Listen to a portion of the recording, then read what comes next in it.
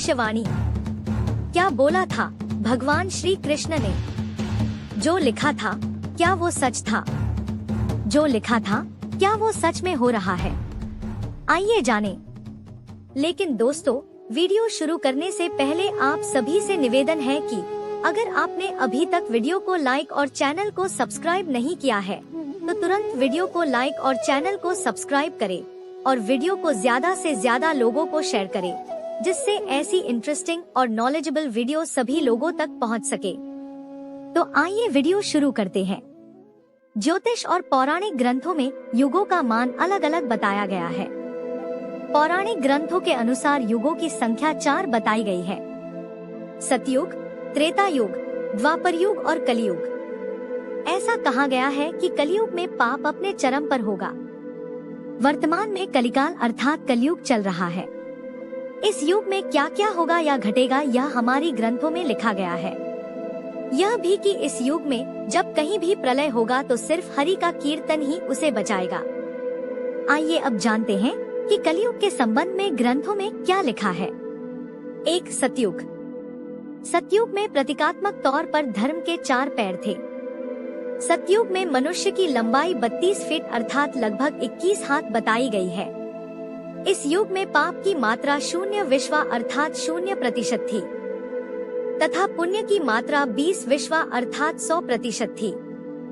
इसी युग में महान राजा हरिश्चंद्र हुए थे, जिन्होंने सत्य के लिए खुद के परिवार और अंत में खुद का भी बलिदान दे दिया था। 2. त्रेता युग। ग्रंथों के अनुसार त्रेता युग में धर्म के 3 पैर थे। इस युग में मनुष्य की लंबाई 21 फीट अर्थात लगभग 14 हाथ बताई गई है। इस युग में पाप की मात्रा 5 विश्वा अर्थात 25% थी और पुण्य की मात्रा 15 विश्वा अर्थात 75% थी। इसी युग में भगवान विष्णु ने वामन और राम अवतार लिया था।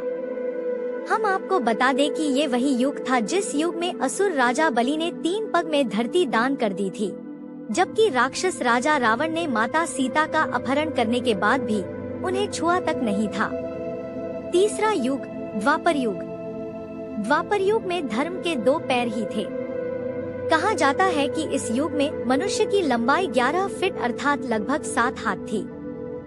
इस युग में पाप की मात्रा 10 विश्वा अर्थात 50% थी, जबकि पुण्य की मात्रा 10 विश्वा अर्थात 50% थी। इससे मतलब यह है कि इस युग में आधे मनुष्य पापी और आधे पुण्यात्मा थे। इसी युग में महाभारत का युद्ध हुआ था, जो कि एक धर्म युद्ध था तथा इस युद्ध में भगवान श्री कृष्ण ने धर्म की रक्षा की थी। 4. तथा अंतिम युग, कलयुग। द्वापर युग में जहां धर्म के 2 पैर थे, वहीं अब कलिकाल में धर्म के पैरों का कोई नामो निशान नहीं है। धर्म अब पंगु बन गया है। इस युग में मनुष्य की औसत लंबाई 5 फीट 5 इंच अर्थात लगभग 3.5 हाथ बताई गई है। इस युग में धर्म का सिर्फ 1/4 अंश ही रह गया है। ग्रंथों के अनुसार इस युग में पाप की मात्रा 15 विश्वा अर्थात 75% होगी, जबकि पुण्य की मात्रा केवल 5 विश्वा अर्थात 25% ही होगी। लेकिन वर्तमान समय में ऐसा देखा जा रहा है कि कलिकाल धीरे धीरे अपने चरम पर आ रहा है। यह जो प्रतिशत पुण्य की मात्रा बताई गई है, यह अब कहीं भी नजर नहीं आती है। महज 5% पुण्य ही बचा होगा। अब चारों तरफ पाप ही पाप नजर आता है। आइए जानते हैं कैसे। श्री कृष्ण द्वारा कलयुग का वर्णन। हमारे ग्रंथों में लिखा है कि श्री कृष्ण ने कलयुग के विषय में कई बातें बताई थी। तो आइए जानते हैं कि भगवान श्री कृष्ण ने कलयुग के विषय में क्या बताया था। 1. कलयुग का वर्णन करते हुए श्री कृष्ण कहते हैं कि कलयुग में ऐसे लोगों का राज्य होगा जो दोनों ओर से शोषण करेंगे। वो बोलेंगे कुछ और करेंगे कुछ और। कलयुग में लोगों के मन में कुछ होगा और कर्म में कुछ और ऐसे ही लोगों का कलयुग में राज्य होगा। इसी प्रकार कलयुग में ऐसे लोग होंगे जो बड़े ज्ञानी और ध्यानी कहलाएंगे। वे ज्ञान की चर्चा तो करेंगे, लेकिन उनके आचरण राक्षसी होंगे। कलयुग में लोग बड़े बड़े पंडित और विद्वान तो कहलाएंगे, किंतु वे यही देखते रहेंगे कि कौन सा मनुष्य मृत्यु को प्राप्त करे और हमारे नाम पर सारी संपत्ति या पद कर जाए। 2. कलयुग का मनुष्य शिशुपाल अथवा बच्चों का रक्षक हो जाएगा। कलयुग में बालकों के लिए प्रेम अथवा ममता के कारण मनुष्य इतना कुछ करेगा कि उन्हें अपने खुद के विकास का अवसर ही नहीं मिलेगा। आपसी मोहमाया में ही घर बर्बाद हो जाएगा तथा कलयुग का परिणाम ऐसा होगा कि मनुष्य इस कदर मोह माया में फंस जाएगा कि जब किसी का बेटा घर छोड़कर साधु बनेगा तो उसका दर्शन हजारों व्यक्ति करेंगे, किंतु जब अपना बेटा साधु बनेगा तो यह सोच कर रोएंगे कि मेरे बेटे का क्या होगा। बालकों के प्रति ममता अथवा प्रेम इतना होगा कि वह उसे मोहमाया और परिवार में ही बांध कर रखेंगे और उसका जीवन वहीं खत्म हो जाएगा। अंत में मनुष्य अनाथ होकर मृत्यु को प्राप्त करेगा। 3. कलयुग में धनी व्यक्ति लड़के लड़कियों के विवाह में, मकान के उत्सव में तथा छोटे बड़े उत्सवों में तो लाखों रुपए खर्च कर देंगे, परंतु पड़ोस में ही यदि कोई भूखा प्यासा होगा तो यह नहीं देखेंगे कि उसका पेट भरा है या नहीं। कलयुग के चरम में मनुष्य इस कदर मतलबी हो जाएंगे कि उनके अपने ही रिश्तेदार भूख से अपने प्राण त्याग देंगे और वे देखते रहेंगे। दूसरी ओर मौज, मदिरा, मांस भक्षण, सुंदरता तथा बुरी आदतों में बहुत पैसे उड़ा देंगे, किंतु किसी के 2 आंसू पोंछने में उनकी रुचि नहीं होगी। 4. कलयुग में मानव का मन नीचे गिरेगा, उसका जीवन पतित होगा। यह पतित जीवन धन की शिलाओं से नहीं रुकेगा, न ही सत्ता के वृक्षों से रुकेगा, किंतु हरि नाम के एक छोटे से पौधे से, हरि कीर्तन के एक छोटे से पौधे से मनुष्य जीवन का पतन होना रुक जाएगा। आइए अब जानते हैं कि पुराणों में कलयुग के विषय में क्या जानकारी मिलती है। पुराणों में कलयुग का वर्णन। पुराणों में कलयुग के बारे में अनेक बातें बताई गई है। आइए जानते हैं कि पुराणों में कलयुग के विषय में क्या बताया गया है। 1. पुराणों में लिखा है कि जो व्यक्ति संगठन या समाज में वेदों के विरुद्ध आचरण कर भारत की धार्मिक और सांस्कृतिक एकता को खंडित करेगा, उसका आने वाले समय में संपूर्ण नाश हो जाएगा। पुराणकार मानते हैं कि जैसे जैसे कलयुग आगे बढ़ेगा, वैसे वैसे भारत की गद्दी पर वेदों का विरोध करने वाले लोगों का शासन होने लगेगा। ये ऐसे लोग होंगे जो जनता से झूठ बोलेंगे और अपने कुतर्कों द्वारा एक दूसरे की आलोचना करेंगे तथा इनका कोई धर्म नहीं होगा। ये सभी विधर्मी होंगे। ये सभी मिलकर भारत को तोड़ेंगे और अंततः भारत को एक अराजक भूमि बनाकर छोड़ देंगे। 2. जैसे जैसे घोर कलयुग आता जाएगा, वैसे वैसे सौराष्ट्र, अवंती, अधीर, शूर, अर्बुद और मालव देश के सभी ब्राह्मण गण संस्कार शून्य हो जाएंगे तथा राजा लोग भी शूद्र तुल्य अर्थात शूद्रों के समान हो जाएंगे।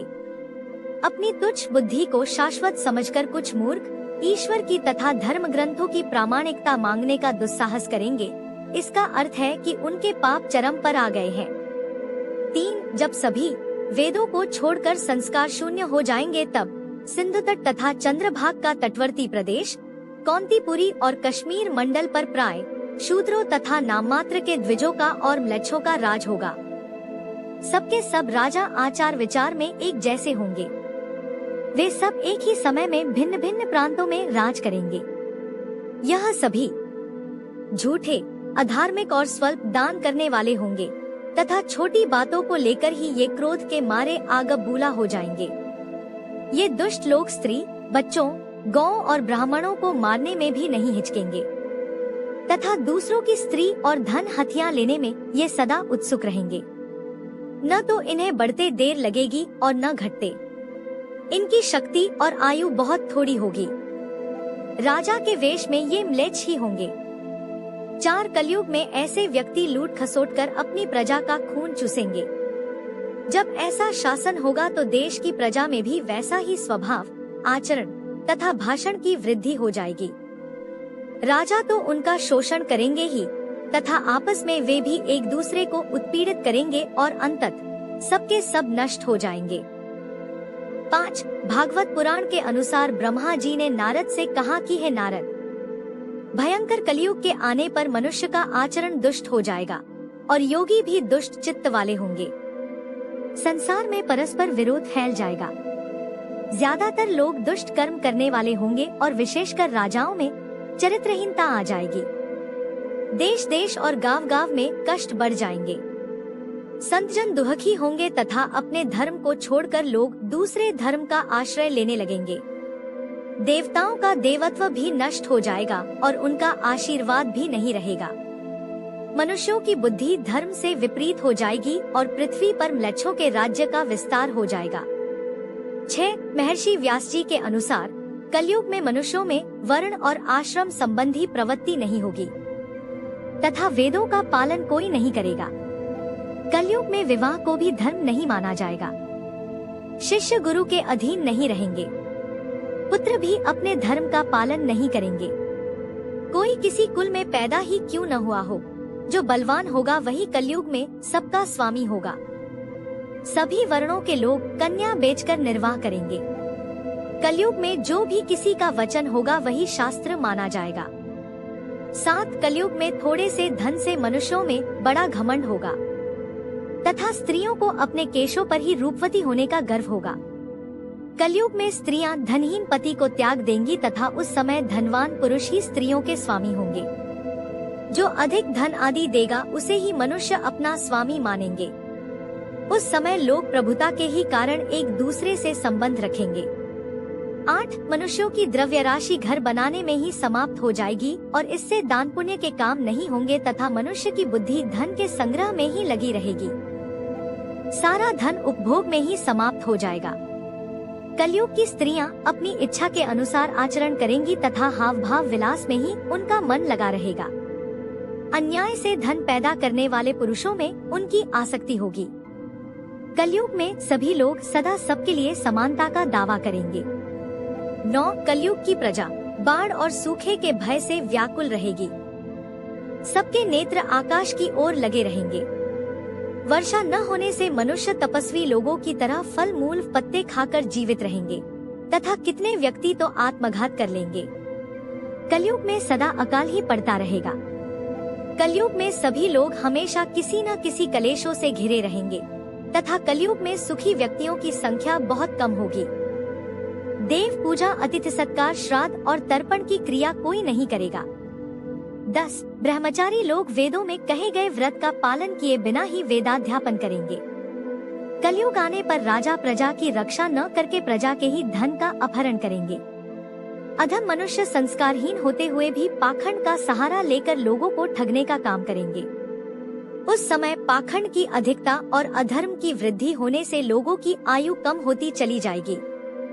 उस समय 5, 6 अथवा 7 वर्ष की स्त्री तथा 8, 9 या 10 वर्ष के पुरुषों से ही संतान होने लगेंगी। घोर कलयुग आने पर मनुष्य 20 वर्ष तक भी जीवित नहीं रहेंगे। उस समय के लोग मंद बुद्धि, व्यर्थ के चिन्ह धारण करने वाले तथा बुरी सोच वाले होंगे। 11. लोग ऋण चुकाए बिना ही उसे हड़प लेंगे तथा जिसका शास्त्र में कहीं विधान नहीं ऐसे यज्ञों का अनुष्ठान होगा।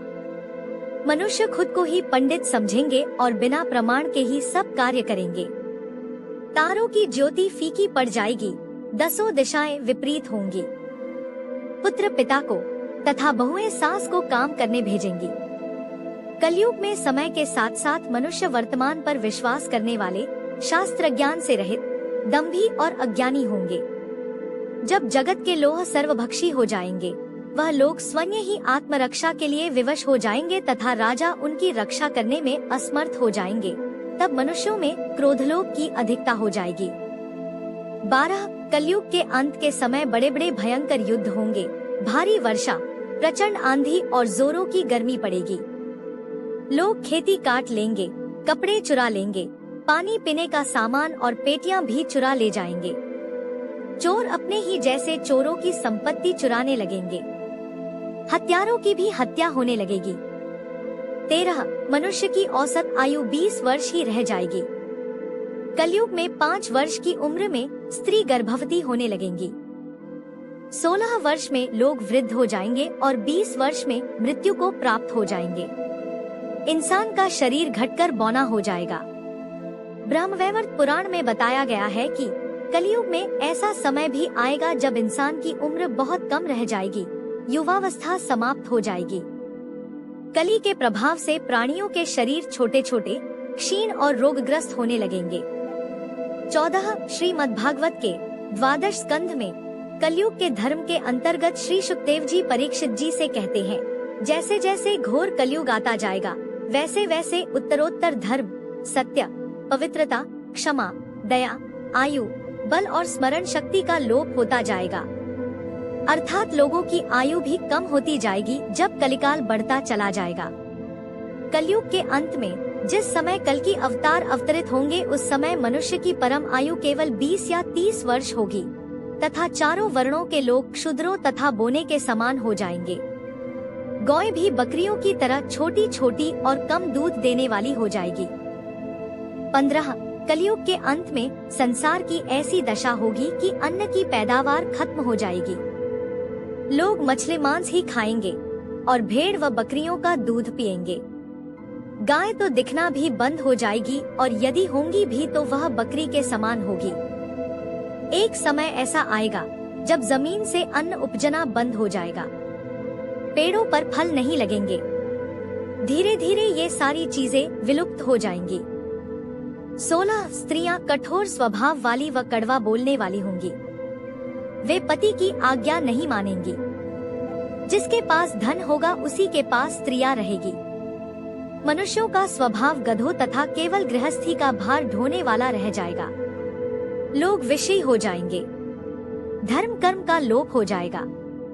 मनुष्य जपरहित, नास्तिक व चोर हो जाएंगे। सभी एक दूसरे को लूटने में लगे रहेंगे। कलयुग में समाज हिंसक हो जाएगा। जो लोग बलवान होंगे उनका ही राज चलेगा तथा मानवता नष्ट हो जाएगी। रिश्ते खत्म हो जाएंगे।